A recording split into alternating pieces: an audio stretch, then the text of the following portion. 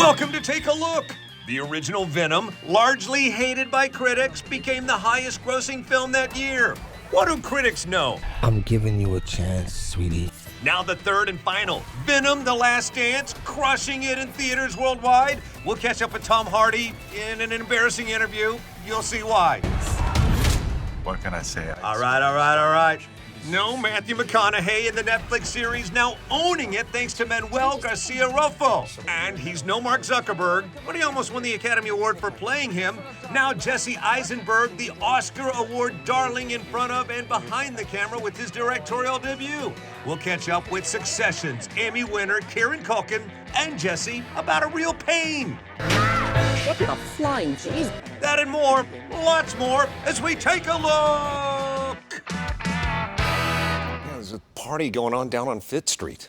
Everybody at the bar's getting tipsy. And oh, hey, we're on. I was just talking to my friend Shabuzi. We got a movie date coming up a little bit later on. Hey, there you are, and there we are. Another episode of Take a Look, where we celebrate things on the big screens and the small screens and everything in between. I'm excited. It is our last weekend before Election Day, so get out there when it's time and vote. Next time we see you, I want to hear that you voted, all right? Do your duty. And to celebrate that, Take a Look has an offer. All you have to do is to go into any movie theater worldwide and tell them that you voted, and Take a Look will get you a regular soda and popcorn at the regular price. So let's just move on with the show and talk about Venom 3, which is crushing it. It's my good friend, travel blogger, Kelly Savannah Deaton. How are you? Good, how are you? He left me hanging. Let's do that again. Sorry, there we go. exactly. There we go. I failed to okay. commit. All right, enough about that. Where do we find you on social media? Kelly Savannah Deaton. Got it. Let's take a look right now at Venom 3. Smart. Did you know it was going to crush it? I did know it was going to crush it, but I'm cringing already in advance for this horrible interview. Why are we showing this again? Why did we dust this off? Because it's so horrible, it's good. First of all, let's talk about the movie. Over $100 million at the box office already. Did you think it was going to be that big? Oh, for sure. Anytime Tom Hardy mixes with a comic book, bam, it's going to be 100%. Everyone's going to want to see this. It has everything. It's so funny, drama, Tom Hardy, like I said. Yeah, speaking about funny and drama, that pretty much sums up the interview that you talked about. It's probably historically the worst Tom Hardy interview ever. It's the most viral thing I've ever done. Why do I dust it off? For your pleasure. Take a look. You again, brother. Pleasure. What's up, man? Good to see you. It's good to see you, too. You too. You too. I'm a professional. I've been doing this for a quarter century, going all over the world to talk to people, but I still kind of fanboy out a little bit about this movie. It's that good. Oh, Do you two fanboy out? Like, do you get on set and go, oh, I loved you in the Batman movie? And you say, I loved you in Rogue One? Or none of that? No. No, never. No, we're British. That's bad, I think. Yeah, we It's barely British make eye sensibilities. contact, to be honest, yeah. Inside, we do that possibly, but it's in silence, that transaction. Yeah. Yeah, we mainly deal with passive aggression. That's how we show affection in the UK. That's so true. Morning, Tom. Yeah, Morning, Riz. not even. And that would be it. I mean, that's on a good What's day. up, bro? We see this guy do stuff I've never seen you do in a movie before. Legitimate. Sorry. Your director's leaning on you to bring some comedic moments that we haven't exactly seen you do before. You mean I'm not funny? I think you're extremely funny. I just haven't seen it on camera I often. mean, Thanks for like, that, bud. yeah. That's it. All right. How we laughed. Well, you know, you laid it out there, so I'll go ahead and say this. You're not funny. You are very funny. Thank but you. Just know when you're trying to be. All right, bud. I've never seen you in movies be funny. Oh, thanks. No, I mean, your characters aren't funny. That's okay, buddy. That's cool. Each to their This own. is like the opposite of that Joe Pesci Goodfellas scene. Yeah. You're not funny. You mean I'm not here to amuse you? It's bizarre.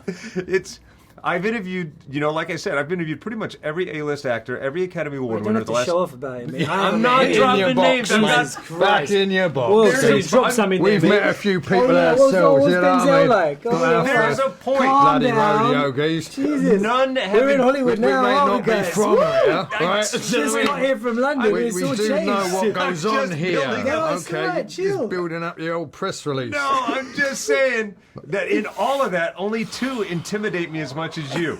Who? Tommy Lee Jones is the other guy, and you. Legitimate. I always I wet my pants walking in the room for fear of talking to you. You're sitting on your phone, bro, so be careful. you might Because those electrocute phones are not it's waterproof. it's water at all. resistant. Let me look at that. Have we got a towel here? Don't Anyway. make your Christ. problems my problems. Okay. So, You're amongst friends here. guys, see Oh, you, no, man. and now you're just leaving. Good to Okay, see you. brilliant. Thanks for Good to see you, Sorry, man. goes down. My Thanks. apologies. I think Mark. I need therapy because my gosh. even our producer Darla said, "Hey, we can shorten that." I said, We should "No, have. let him see it Cringeworthy. all." So cringe. And your phone, the worst thing when you interview someone is when they don't say anything and they say one-word answers. That entire interview, he says one-word answers. And then you called him not funny. What were you thinking? There, don't take his side. I just meant I hadn't man. seen him be funny in anything before that. Anyway, Just dig you've in probably deeper. seen that interview already. I should hope that this show is as successful as that interview. All right, let me dry myself off here and there. All right. Secondhand embarrassment. Shake it off. Shake it off. Go see Venom 3 if you haven't already. It is awesome, and it's a Marvel Universe movie unlike anything you've seen before, and that's why I like it. All right, coming up next, The Lincoln Lawyer. Off the big screen, on the small screen, it is crushing it. Screens all across America are enjoying it. One of the most amazing stunts I have ever seen in episodic television. In this, we're going to talk to Manuel the star, Ben Bray the director, and more when we come back. Ben is standing by. Take a Look is next. Hey, welcome back to Take a Look in 177 different countries and territories worldwide. Thank you for watching on AFN. I'm Marcus Thank you. Allen. That's Kelly Savannah Deaton. Thanks for sticking around. Tom Hardy wouldn't have. I appreciate you for doing You're so. welcome. You're so welcome. But Mark, I'm still cringing. But let's keep it moving. Yeah, let's keep it moving. Keep towards the positive. Speaking of positive, Lincoln Lawyer continues to Yes. crush it on Netflix. Why do you think that is? Because it has everything someone would want. It's a good courtroom drama. It has action, crazy action scenes, interpersonal relationships. It's just a really good mystery. I love it. It's actually a really binge-worthy show. Yeah, and no offense to Matthew McConaughey, who originated a similar role, but Manuel is crushing it, Oh. and he's the reason audiences are coming back for a third and even fourth season. I caught up 100%. with him. Take a look. Hey, Manuel, good morning. How are you? I'm good. How are you? Awesome. Great to talk to you. I am the biggest fan of this series. And I got to be honest with you. I don't like anything courtroom. Historically, like even recently, I'm the guy in Joker 2 that said, not a courtroom drama. Get this. I love Thank this. you. Thank you. Your performance is so attuned and the wordplay is so sharp. As an actor, how rewarding is it to have this material you get to regurgitate and create? I'm so grateful, man. So thankful. It's just such a fun character to play, especially for a Mexican to be playing a lawyer, not the narco and all these things, to be playing a lawyer, a cool lawyer, and in a complex character because, Mickey Haller is always struggling with so many things, addiction, the wives, the court, the cases. So it's not just, this cool lawyer. He has a lot of subtext and there's a lot of, heaviness in his backstory. So I love him. Yeah, I love him too. It's so infectious as this character. And like the original source material, he makes it a policy for people to underestimate him. And I love that. Everyone loves an underdog, right? Yeah, exactly. And I said, I love this because I typically don't like courtroom drama. I love the courtroom because they get it out of the courtroom to create great action. No one knows that better than the director of many episodes of Lincoln Lawyer, Ben Bray. How you doing, man? Hi, Ben. How you doing? Hey, Marcus, how you doing? How are you? I've known Ben for a long, long time. I knew you back in your former life when you were a stunt person, then stunt coordinator, stunt director, second unit director. Now you're the director. You are crushing it. And amazing. Dude, I'm so proud of you. Congrats on everything. Thank you, brother. I feel very blessed. Very blessed. I want to talk to you It's been a fun specifically. ride. Season 3 has one of the best stunts, and I mean it, I have ever seen in episodic television. I want you to talk us through, because I saw you posting things about it recently. What was it like on the day? Exciting, and it brought back a lot of good memories. And, it was a challenge. It's the biggest stunt that Lincoln Lawyer has done on the series since it started just a couple seasons ago. So, there was a lot of prep involved. We had a lot of great guys. Shauna Duggins, who's a stunt coordinator and second unit director on the show, did a fantastic job. But as you know, on a television show, you're running and gunning. This particular stunt on a motion picture would have been probably over a month, if not more. We had about 2 weeks to prep the vehicle, gut it out, fuel cell, putting a roll cage in there, getting everything set up to go, and all the stunt safety people. And we did it in one take.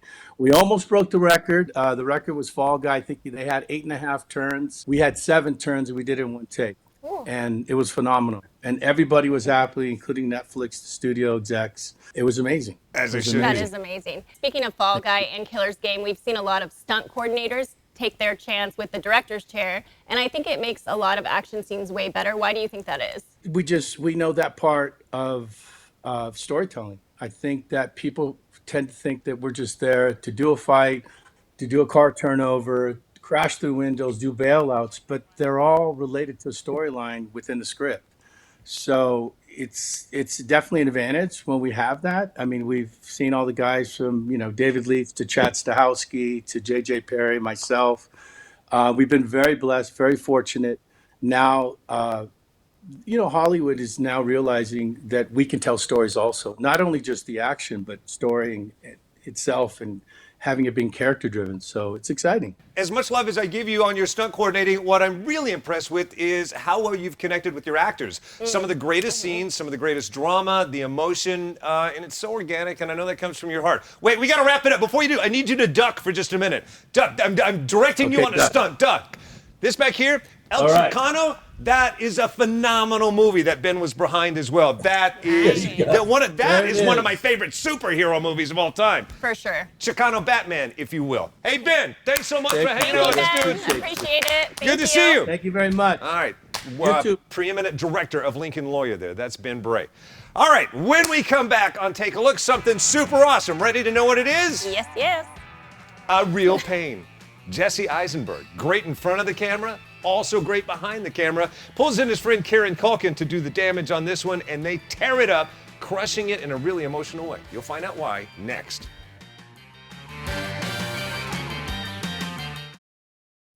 Hey, what's going on? You're back. Thanks for hanging out with us. It is Take a Look, where we talk about movies on big screens and shows on screens of all sizes. Just talked about Lincoln Lawyer. Let's move on to an awesome movie. Jesse Eisenberg is the star of it and the director of it.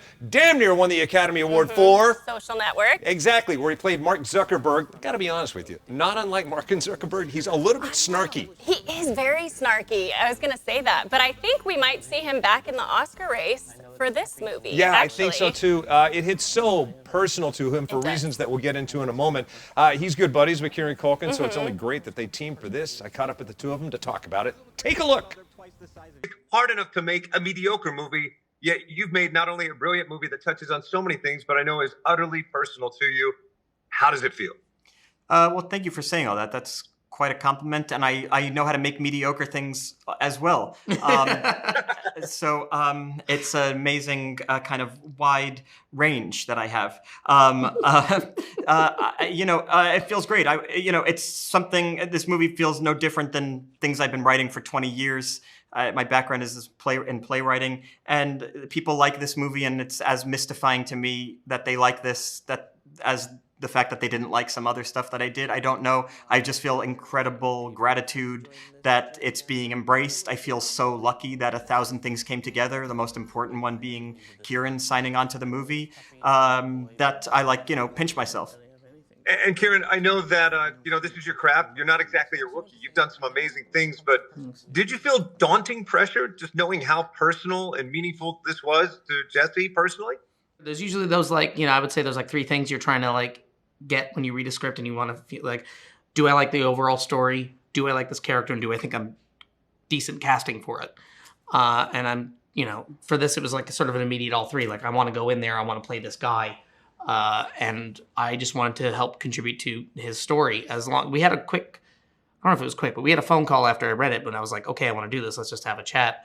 And it was more for me, on my end of the phone call, was to find out, are you sure that I'm right for that? Because I want to do it for this, and that reason. And once you gave the okay, it was great. Let's go in and play. Let's go scrap. Both of you, among your best work on camera, and Jesse, obviously for you behind the camera, how do you start to make a movie that is so funny organically and at the same time so poignant? I don't know. I guess when I was growing up, humor was the currency. It was the only thing that I had, at school. And then in my family, it was the kind of way to get a word in. was to be funny or outdo each other comedically. And so like that's I guess the way my brain is wired, to kind of make jokes, but I'm also a depressive, and I'm like writing about these bigger themes. And so I guess when the two fronts meet, that's what comes out, is like kind of funny, people who are funny, or at least situations that are funny, but while trying to navigate something bigger, and in the case of my brain, sadder. Sadder indeed. I love that you said where he grew up, currency, comedy Humor. was the currency, and it helps get you through some tough times. 100%. I get choked up thinking about the basis of this movie, what it must have meant to him, because much of it's shot in Poland on hallowed Holocaust grounds where his grandmother endured horrific things. And you would think that this movie would be kind of serious, but he manages to do it in an empathetic and hilarious way, and it combines two of my favorite things: travel, comedy, I guess three, and drama. Yeah, I mean, it hits the heartstrings. You're does. definitely going to be hearing this all along award season, but see it in theaters right now is simple pain. All right, coming up next, this is the freakiest show ever. Name one other entertainment content show that combines Little House on the Prairie with the Scorpions. How do we do it? Why are we doing it? We'll explain. It's a long story. Take a commercial break. We'll be right back.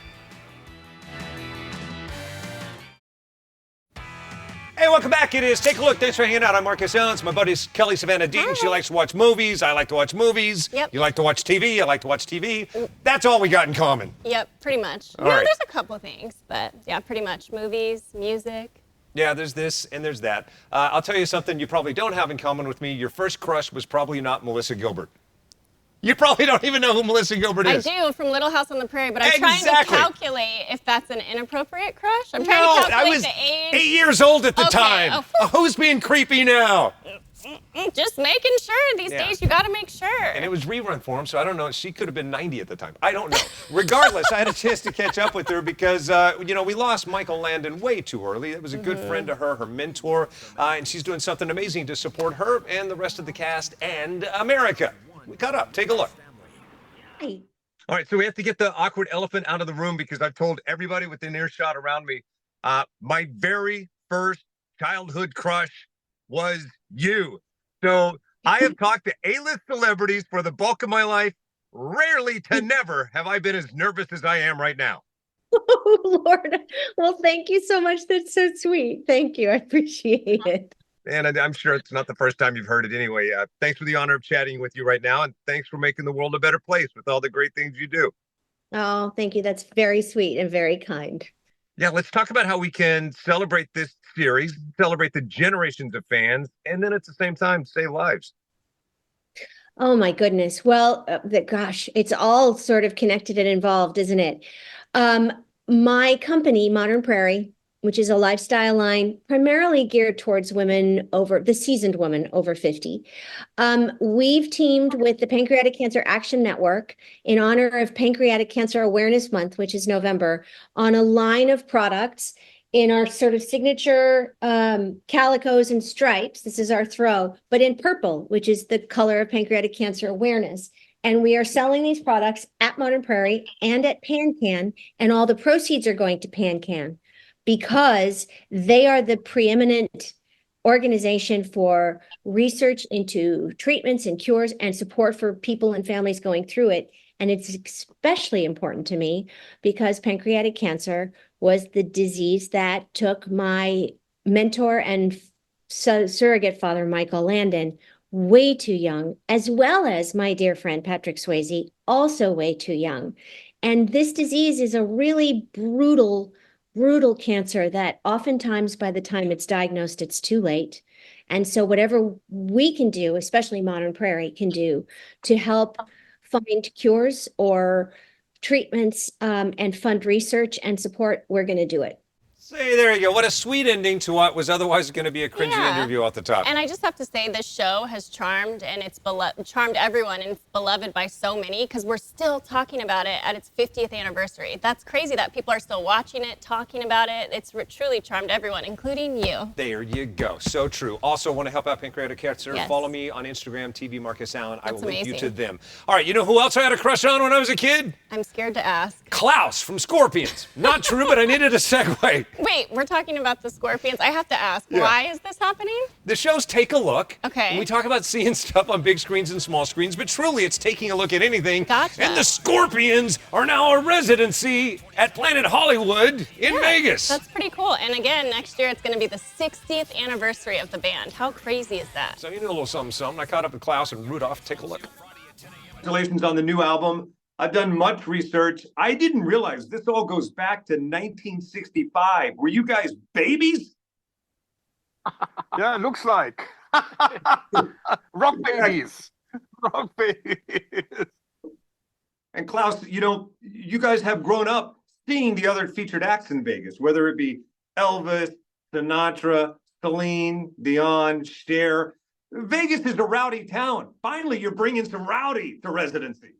Yeah, you know, I remember a time back in the 80s when Vegas was not a rock and roll town at all, you know, because, yeah, it was all the big entertainers and all the, I mean, all those amazing performers like Elvis or the Rat Pack, Sinatra, you know, but it was not really made for rock and roll music, you know, and that changed.